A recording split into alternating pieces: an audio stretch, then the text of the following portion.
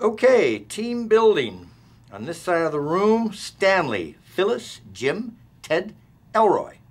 And on this side of the room, Pam, Meredith, Phyllis, Creed. You never called a meeting. One of the hardest parts about making resolutions is keeping them. In fact, most resolutions are abandoned by February. Or sooner. Yeah. It's not a joke. But that's okay, because it's not about being perfect, it's about trying. In fact, why don't we go around and confess some of the ways that we've already fudged on our resolutions? Well, I said that I would eat more vegetables, and I haven't yet. But it's okay. I still have time, since last year I ate none. Okay, well, my confession is that today I had a sip of coffee. But that's fine. Is it? Yes, because with all of your support, by this time next year, maybe I'll be down to 1 glass of iced tea a week. Next year? Come on. I mean, what is the point? What is the point of that? I made a resolution to floss, and I did it. 12/01, January 1st, bam, blood everywhere. Well, not all of us are Michael freaking Scott. What is wrong with you people? Can't you stick to anything? Aaron, I want you to go to the kitchen and get me some vegetables. Creed, you say you want to do a cartwheel? Nothing's stopping you. Come on, old man, do a cartwheel. Well, I can't. I don't know how. You're just going to somersault around for the rest of your life, and you know what's going to be on your tombstone? Loser. My tombstone's already made, thank you. Just do a cartwheel. This is all I could find. Eat it. You don't have to do that, Kevin. No, I'm glad this is happening. Thank you, Michael. Why are you eating stem first? This is a new food for me. How else should I eat it? The other way.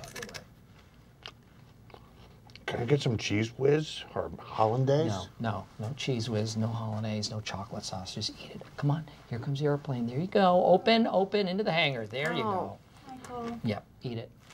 Put it in your mouth and just eat it. Take God, a big... I hate it. I don't care whether you hate it. You said you'd do it. All right. Michael. Eat it. Eat it. You're killing him, Michael. All right. Shh. I ate some fluffy part. Can I be done? Let me see if you swallowed it. Open your mouth. Under your tongue. Oh, God! Promise. Dwight couldn't get it up for Nellie? No. It's not me. I'm gonna prove it right here and now. What are you doing? Stop that! Dwight! Stop that! Stop it! Fine, it was me. I had a problem with Aaron last night. Happy? I had a lot on my mind last night, and I didn't perform. Okay, happens to plenty of guys. It's usually not followed by a giant workplace discussion and an interview. Every guy in this room has been touched by this affliction. Tuna, D-Dog. I have other issues.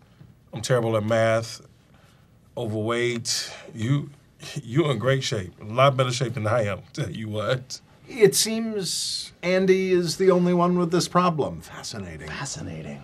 I don't really see what the problem is. Aaron doesn't even like sex. Remember, you said it feels like getting tackled by a skeleton. Chumbo, come on, help me out. Any problems with little Chumbo? Tip-top shape. Oh, Stanley. No. Creed, you are 1,000 years old. Haven't heard any complaints. Wouldn't care if I did. Okay, Actually, Andy, I think maybe we've experienced it. What happened? That a couple of times. A couple of times. Jim, maybe you could tell us about one of those times. Yeah, Jim. Get it out there. I don't. Yes, that time that it was very late. We had sex so many times already, I was exhausted. Okay, I could barely see. I was very drunk. If it makes you feel any better, I never had an orgasm until I was 42. And then when I did, it lasted till I was 44. 43 was I got nothing done. I've read, and I don't know anything about this personally, but they say prostate stimulation can help. Oh. This is just This American Life, I think I heard. No, that's absolutely the case. I know, right? You know, my rectal electroejaculator is rated for bovine use only, but I could let you rent it. Andy, why don't you tell us about the best erection of your life? Or does anyone else have any remarkable erections they'd like to share? Oh, What are we Toby, doesn't HR have some rules against talking about this kind of stuff? Aaron, HR is a joke. I can't do anything about any. You know what? I'm gonna raise the stakes. We don't. I want you to watch this. and I want you to burn this into your brains. I don't think we need to Because this is an image that I want you people to remember for a long time to come. Whenever you come into the office, I want you to think about this. We don't need to. Yes, we do. What?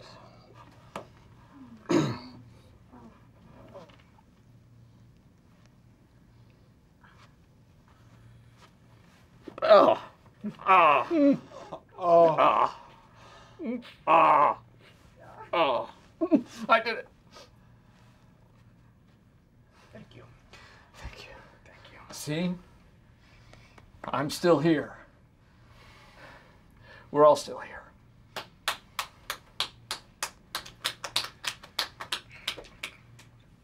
Oh, come on, Dwight! Come on, man! Thank you all for meeting on such short notice. Yes. Yes, Michael Scott Dunder Mifflin. What is the purpose of this meeting? Seeing as it's Valentine's Day, I felt it would be apropos to have a little refresher course on romance in the workplace. Perfect. Yes, it is quite appropriate. Carry on. First things first, an office romance is permissible. Not something you'd expect to hear from corporate. Well, guess what? Sabre is 100% tolerant of office romances. Speaking of, Gabe, I don't see Aaron at this meeting. I also don't see Andy. Ooh! Boom! Face! I get it. Andy's slamming my girlfriend. Very funny. What I do not approve of, however, is public displays of affection, or PDAs. PDAs are totally superfluous to a happy, healthy office romance. A perfect example, look at Jim and Pam. Yeah. What? Us? They don't touch, they don't kiss. You would hardly even know that they were husband and wife. Did it? Yeah. Love it. Keep it going. Okay, so PDAs, that's going to include behaviors such as hugging, kissing. Booby honking. Yeah, booby honking, sure. Butt honking. Butt honking, yep, all the honkings. The one where you start in a crouch position and you leap Sure, up. basically, there's no precise definition, but you know it when you see it. Are you guys listening to this? What, are you talking about me and Holly? Yeah. Maybe you find your own chair. I would not steal the bread. And I would not let my family go hungry. Okay, but we should get back to business. Have any of you ever faced any ethical dilemmas in the workplace? Anybody? This is a chance for you to say something without any repercussions. Stanley, Oscar, come on. Pass. I will go first. When I discovered YouTube, I didn't work for 5 days. I did nothing. I viewed Cookie Monster sings Chocolate Rain about 1,000 times. What was the dilemma? To tell you or not, and I'm glad I did. I feel very, very good and cathartic. I promise you that you are not going to get into trouble. You can say anything you want with total and complete immunity. Oh, no. Yeah, come on, anybody. Let it fly. Okay, once in a while, I'll take a long lunch. A siesta. Time thief. Time thief. Fire him. Dwight, you've really never stolen any company time? Never. You are a thief of joy. Anybody else? Yeah. Sometimes I download pirated music onto my work computer. Who hasn't? Good. Good. What else? No, I'd like to hear more about that. I once reported Oscar to the INS. Turns out he's clean, but I'm glad I did it. Well, let's keep this party moving on. I'll go.